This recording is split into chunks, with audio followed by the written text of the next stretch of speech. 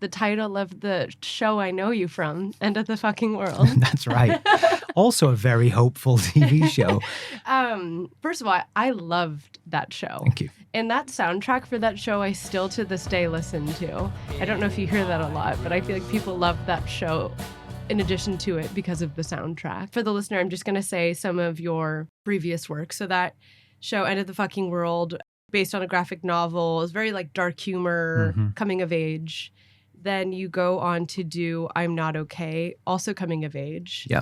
I mean, in some ways, really, especially for those two, for End of the Fucking World and I'm Not Okay With This, both by the same author. Yeah. So he was originally my whole world. Like, we worked so closely together when we started with End, and then when we went on to do I'm Not Okay, it was all kind of one world. That we had this grand plan that we were going to make a trilogy of shows for Netflix, and I'm still waiting to make the third one, but like that was kind of the plan. How did you two meet?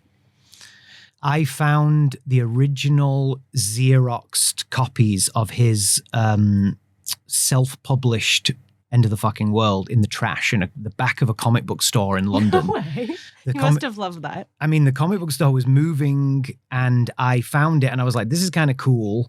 So I went inside and I said, do you have any more of these? And they were like, yeah, I think we've got like number 3 and number 7. They didn't even have a full set and they were $1. So they were like 70 pence.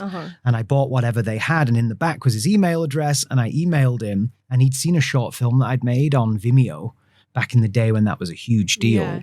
And we just got talking. And then it took us maybe a decade of talking and trying to actually finally make the show.